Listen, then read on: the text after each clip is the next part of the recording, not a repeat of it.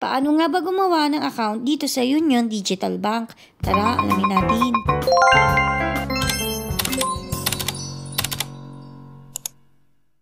So, syempre, pagka-download natin sa Play Store nitong Union Digital Bank, ay ganito yung lalabas. So, syempre, dito i-ask nila, meron na kayong account or wala. Pero dahil nga wala pa tayong account, ang i-click natin is itong Open a UD Save Account. So, ang next naman nating dapat gawin na i-enter ang ating mobile number. Yung next naman is need natin mag-enter ng password. Na dapat at least 8 letters, merong isang number, meron ding uppercase or yung malaking letter, tapos meron ding isang special character. Tapos ang next naman is yung verification. So magsisend sila ng OTP, tapos need natin siyang i-enter dito. So yan, kapag okay na, isi-wait lang natin siya, tapos i-enable lang natin to. Tapos ito na, nakagawa na tayo ng account. Pero hindi pa siya verify. So, need natin siya i-verify gamit ang ating valid ID. So, yan yung mga tinatanggap na valid ID nila. National ID, driver's license, passport, UMID, SSS ID, PRC ID, postal, tsaka voters. So, kapag nakapili na kayo dyan, is-click naman natin itong box dito. So, need nyo munang scroll lahat yan hanggang sa baba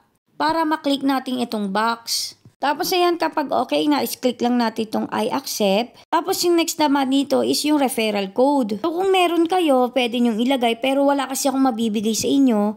Kaya i-click na lang natin itong I don't have a referral code. Tapos yung next naman is about yourself naman. Siyempre, yung first name ninyo, middle name, last name, date of birth, civil status. So tandaan nyo rin na dapat yung ilalagay nyo dito ay match sa ID na ibibigay ninyo sa kanila. Kasi nga baka hindi ma-approve kapag hindi yan match. Tapos din natin ilagay ang ating gender, yung email address, pati yung number natin sa national ID. Pero kung wala kayong numbers, pwede nyo itong i-click yung I don't have PhilSci number. Lastly, need natin ilagay yung mother's maiden name o yung pangalan niya sa pagkadalaga. So, need natin ilagay yung first name niya, yung middle name, tsaka yung last name. Kasi click nyo na yung save and continue. Next naman is yung are you a Filipino? So, siyempre, select natin yung nationality natin, which is Filipino.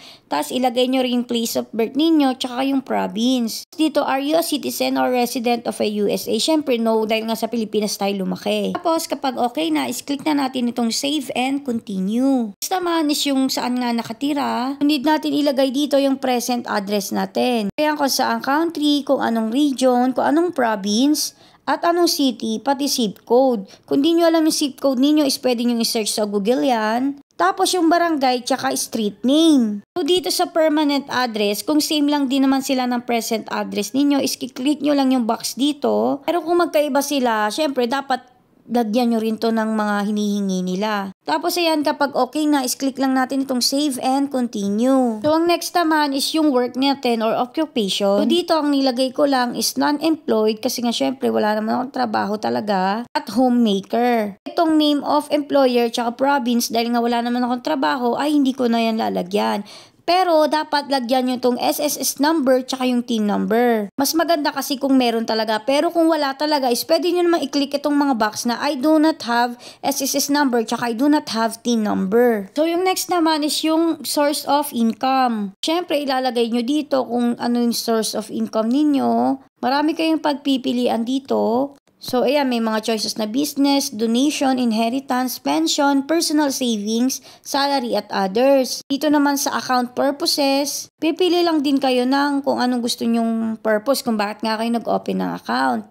Tapos, lastly naman is yung estimated monthly transaction. So, yung pinili ko na lang dito is yung pinakamababa nga yung up to 50,000. So, yan, save and continue na. Tapos, yung next naman is yung ID verification. Which is pipicturean nga yung ID nyo. Kaya dapat walang camera flash. Hindi dapat nako-cover yung any part ng ID ninyo. At dapat yung ID ninyo ay nakalagay sa loob ng frame. Take note din na front at back ang kukuhanin ninyong picture dito. So, yan, kapag okay na sa ID, syempre, ang next naman is selfie, which is facial verification. Dapat daw ang face natin ay naka-forward at yung eyes natin ay visible. Wala rin kahit anong naka-cover sa ating face. Pero yung eyeglasses daw ay tinatanggap nila. So ito na nga, kapag okay na, i-verify lang daw nila yung selfie at yung ID natin. So dito hindi ko siya maback, hindi ko alam kung bakit. siguro talagang dapat natin siyang antayin. So nag-antay ako siguro mga ilang minutes lang naman pero hindi naman siya umabot ng 10 minutes. Nga lastly, ito na nga i-review natin yung details na binigay natin kanina. So ayan, kapag okay na, tinek nyo naman na wala siyang mali, pwede na natin i-click itong save and continue. Tapos ito na naman, nag-hang on na naman siya, pina-verify daw yung identity ko. So nag-wait lang din ako dyan, siguro wala pang 5 minutes. Hanggang sa nakatanggap na nga ako ng text galing sa Union Digital Bank or UD Bank ng ganito. Hashtag you did it, welcome to Union Digital Bank. You can now access your UD Bank account and start banking better today. So, ibig sabihin, na-approve na yung application ko dito sa UD Bank at pwede ko na siyang magamit. So, dali-dali ako nagpunta sa aking UD Bank or Union Digital Bank para mag-login at i-check kung talagang okay na yung account ko. Ito na nga, nag-try na ako mag-login. Tapos ito, clinic ko nga lang yung let's begin, tapos yung next, tapos next ulit. Tapos ayan na, welcome ka UD. So may account na ako. Pwede ko na itong magamit. Pwede na ako mag-cash in dito, mag-send money. Actually, kaya talaga ako nag-open ng account dito sa Union Digital Bank or UD Bank ay para ma-cash out ko yung G-credit ko kasi nga hindi na gumagana yung sa CIMB. So sa next video ko ay ituturo ko sa inyo kung paano natin maka-cash out ang pera natin sa G-credit gamit ang Union Digital Bank. So yun nga na, sana may natutunan kayo sa video na ito. Thank you for watching. Yun lang!